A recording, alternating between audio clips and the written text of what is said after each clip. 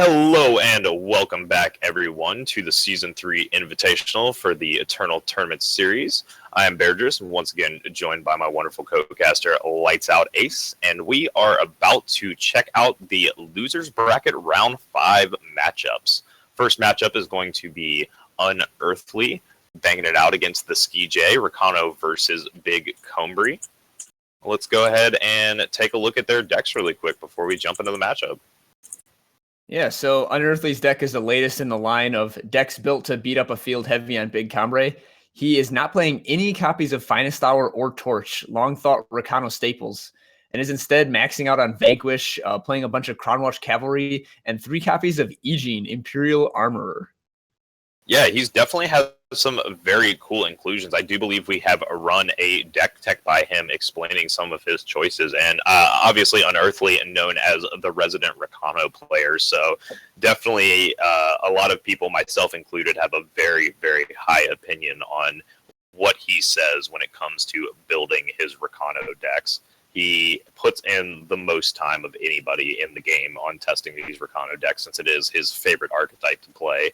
And it certainly has paid off very well for him to this point. He's done very well in the tournament, ending up in the top 8 after a very early loss in, I believe, round 1. Yeah, so I just was looking at Unearthly's Steam stream and seeing his deck list page, and it has 12 Rakano decks, was all I could see. Yeah, the man loves what he knows, I'll put it that way, and he definitely knows Rakano inside and out. As we see it jumping into the game, both players taking a redraw on their starting hand. SkiJ with a pretty solid hand, actually, here to try and combat Unearthly. Although Unearthly with the Silverwing Familiar in hand is going to be fighting on a slightly different axis even than the SkiJ. Yeah, so SkiJ has a fairly power-heavy opening hand with a 4 power and a Find the Way. But he's got a bunch of blockers, and Combray Healer can also pop an Aegis in a pinch. So he's in a fairly decent shape to stave off this early aggression. Really, as Unearthly has no 1 or 2 drop.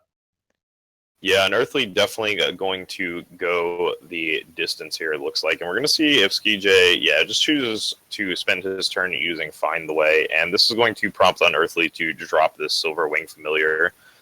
And Silverwing Familiar will be shut down here by the Sandstorm Titan, but only temporarily, as we do see a Vanquish lurking around in Unearthly's hand. And assuming Unearthly can hit a couple more power, including a Fire Influence, we see Crownwatch Cavalry and a Deep Forge Plate, which will allow this Silverwing Familiar to become absolutely massive. Yeah, so SkiJ has 2 blockers for a flyer, the Sandstorm Titan to make it lose flying, and then the Great Parliament to create some owls. But Unearthly has a Vanquish for the first one, and then a bunch of spells to pump the Familiar out of range of the second one. So if Unearthly finds some power, I don't really see how SkiJ is going to stop this giant flyer. Yeah, I'm not entirely sure either. And with the Protect floating around under Unearthly's hand, it's unlikely that this thing is going to 3 protects now. It's very unlikely that we're going to see this Silverwing Familiar actually be removed by a traditional removal spell. It's definitely going to take some combination of blocking, which is going to be hard now that we see Sandstorm Titan taken care of. Although picking up a second Great Parliament is certainly a start for SkiJ. Yeah, Unearthly doesn't have a way to break this Parliament this turn or next turn, and now just doesn't really have play besides protect. Yeah, not a lot going on here from Unearthly due to missing these power drops, and SkiJ may be able to close out this game very, very quickly here. Yeah, so SkiJ has the option of getting aggressive with his ground pounders since they can't block anyways, and then a lot of options to expand his offensive capability this turn. Like could go with the Seraph, could go with Mystic Ascendant with no power drop, Parliament to create another blocker, or even just hold up Desert Marshal and aim to block the other units.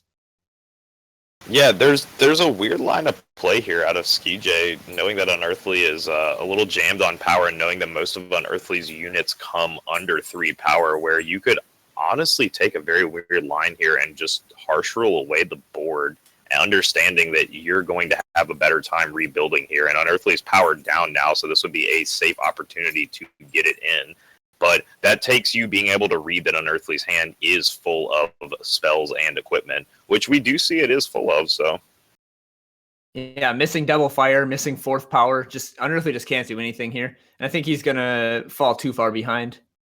Yeah, I do think he will as well. Skij already up to 6 power, and Skij has missed a power drop or two himself already, so... Yeah, without the lifesteal ability on the... See how Unearthly can stave off this board.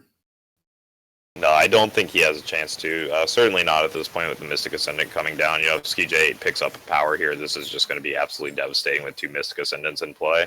Although he doesn't pick up a power, instead just picks up another Mystic Ascendant. That being said, the Mystic Ascendant is still a 4/4 body to beat down with. Yeah, 6 cost 4/4 is probably good enough when your opponent is stuck on 3 power. Yeah, probably in this situation, and we're going to see interesting choice of blocks there, I guess, just trying to get a trade. Actually going to get 2 trades there, though that leaves Unearthly dead, so Unearthly going to have to rethink this plan just a little bit. Yeah, this game is just, this is completely over. There's no way. We're going to move to game 2 here very shortly. Yeah, we will be moving to game 2 after this turn.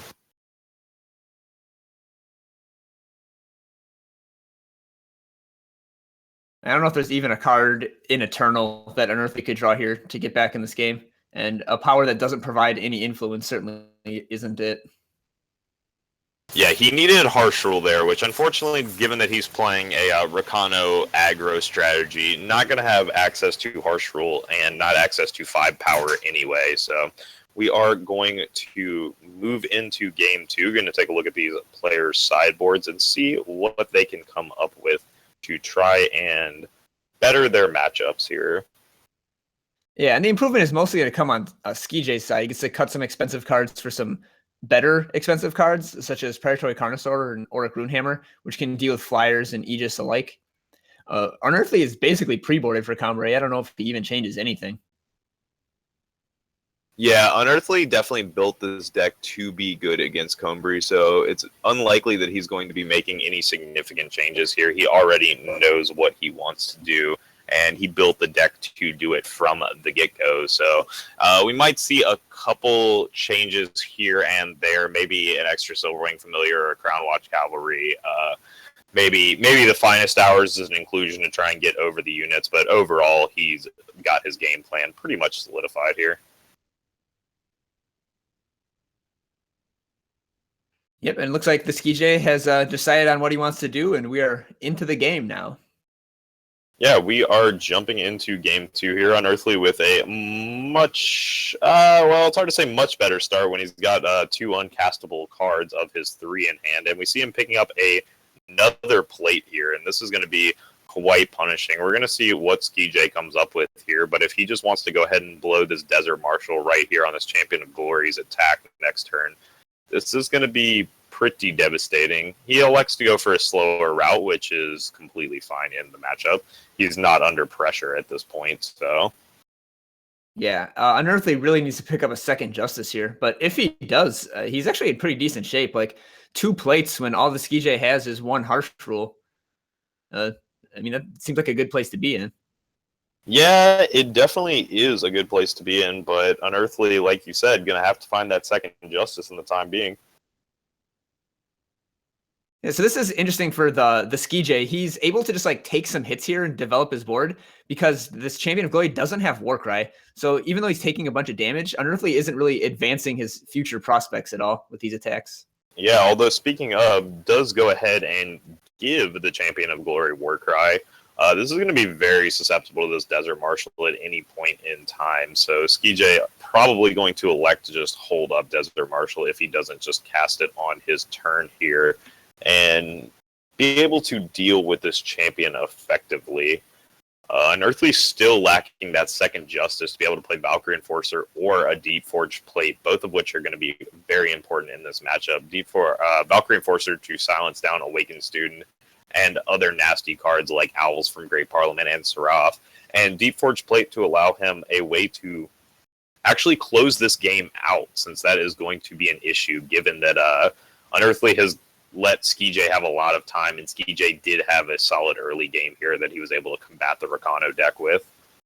Yeah, and there's that second Justice. So now we get to go crazy with the plate. And Overwhelm Endurance means that it can't be chump blocked very well, and it stymies all attacks back. Yeah, and this is super good here for Unearthly now that he picked that up. He's probably going to drop it on making some consideration. The Oni Ronin does seem fine here, though. 7/6 Endurance. Endurance, Overwhelm, Warcry, very, very useful keywords here, and will force a lot of damage out on SkiJ. In fact, possibly going to force a harsh rule here out of SkiJ, although it does have to feel a little bad when you know you have to sack your Awakened student, but that is just the price you pay to make sure that this Oni Ronin doesn't take over the game completely. Yep, SkiJ all out attacking here definitely signals the harsh rule. There was some consideration to just playing Seraph and or Awakened student, and just blocking down the 7/6, because then Unearthly would be forced to commit the second plate to get a good attack, at which point SkiJ's harsh rule would basically clean up the whole board and all of Unearthly's follow-ups. Yeah, there's definitely some consideration to that, although with the Vanquish hanging out in Unearthly's hand, he would have essentially had to trade everything for the one Oni Ronin, as the Awakened student would have likely been vanquished there, and then the 7 power out of the Oni Ronin would allow him to clean up the Seraph, the Awakened student, and the one of the other 2/1s or 1/1s. Assuming the Awakened student wasn't powered up anyway. If it was powered up, then he still gets Seraph and the Awakened student, so it's not the worst trade in the world for him. That's true, yeah. SkiJ just being careful and preserving his relatively low health total. Although Unearthly blocks to play around a stand together. I'm not sure why SkiJ would have stand together in his deck, but Unearthly blocks to play around it and takes an extra couple of damage, so that's helpful for the SkiJ. It is helpful, but actually with SkiJ not picking up anything to immediately answer here, I think this is just going to be game. I mean, SkiJ is going to drop an Owl here, but we see the Deep Forge plate hanging out. I mean, this Owl is going to be 8/8 flying Overwhelm Endurance with Lifesteal. I mean, this is such a nasty position for SkiJ to be in. He needs answers to this card, and he doesn't have any. He needs a Great Parliament here, and he just didn't find it. And assuming Unearthly is wise and respects playing around things like Auric Runehammer, chooses not to block this Owl here, I have a hard time seeing that this game isn't just over from this point. Yeah, Unearthly played around post-combat tricks last turn, so there's no reason to think that he wouldn't play around them this turn. Yeah, and I'm assuming he realizes he doesn't need this 8 health, and he in fact doesn't, so that just completely leaves SkiJ dead. SkiJ still had to make those attacks, of course, to try and give himself a chance, but we are going to see the concession dropped, and Unearthly able to squeak that one out a little bit with a rough early game, but being able to finally find Double Justice and put the plates to use for the first time in the matchup was very, very effective there. Ends up closing out the game, and we see that combination of Silverwing Familiar and Deep Forge plate that we've talked about really coming to fruition there in that game, and able to swing the tide of what otherwise looked like a losing matchup. Yeah, it turns out even in the late game, a giant flyer with 5 keywords can take it by itself. Yeah, I mean, when you have that many keywords, including Lifesteal and Aegis, it's just so devastating. It's so hard to deal with. I mean, that was really the nastiness of the situation with the Silverwing Familiar, is that SkiJ had to have running outs there. He couldn't have even just picked up a single Vanquish to take care of it. Unearthly really debating a tough hand here. 3 power, 2 Valkyrie Enforcer, 2 Vanquish. It has a lot of answers, but not much pressure. Yeah, and I think he might honestly just keep this one, since the Vanquishes do end up hitting so many units in this matchup. And Valkyrie Enforcer can create some very real threats, even just as a 3/3 flying around. Unearthly on the draw here would have much preferred to be on the play, but as it stands, he will be on the draw here. And SkiJ picking up an Auric Runehammer, that's actually a very relevant card in this matchup. Definitely given that Unearthly does not have any type of equipment to get these units out of range of this Auric Runehammer. Yeah, first things first, SkiJ needs to find a 4th power, especially a second time, or he can't play any of these cards. Yeah, that is very true. He is a little stymied on his power for the time being, and this is definitely going to give Unearthly a window, and that's what Unearthly needs. He needs a window in this matchup to be able to really start pressuring his opponent early. So we'll see if SkiJ picks up a power here, but no, picking up another Auric Runehammer, and now the floodgates are open for Unearthly. He has the ability to just absolutely run away with this game, and I want to see him. Oh, and we actually see Unearthly activating the replay to check what happened with his opponent, I'm guessing. Yeah, making sure that he did in fact skip power. So I think that Unearthly might commit another Vulk Reinforcer here then, knowing that he can't be harsh ruled for a while. Yeah, and that was my exact thinking as well. Realizing that your opponent did miss a power drop means that you are more inclined to put an extra unit on the board. And SkiJ, again, missing another power here. Picking up his harsh rule that he's going to need, but he needs to find running power. And at this point, yeah, Unearthly, because he passed again, is willing to jam all in here. He's going to drop everything on the board. And SkiJ will have to find something to answer this immediately. Depleted power is a start. Yeah, that lets him Temple Student, and then if he hits an undepleted power in his next 2 draws, he can harsh roll and survive. Yeah, he definitely has an out here, assuming Unearthly doesn't pick up Torch or any type of equipment here to go along with it. Although SkiJ still blanking here on power, going to have his top deck be a power to beat this game at all. Though if he does pull a power here, this will allow him to swing the matchup, but unfortunately for him, it's not going to be the case here. SkiJ staring down a very, very lethal board from Unearthly. And Unearthly is going to take this game and move on in the bracket. We're going to see the concession come out, and it is confirmed. Unearthly moving on to play, I believe he is playing Hydar. Yes, Unearthly will be playing Hydar later on today in losers bracket round 6. So yeah, big congratulations to all the way down for Unearthly. Yeah, and that's 2 of the 4 Combri players down now. We've seen 3 matches with Combri, and we've seen 2 of them get knocked down. One of them knocked down to the losers bracket, like I just mentioned. Hydar going to be playing Unearthly again, so Unearthly going to get a bit of a rematch of what we just saw.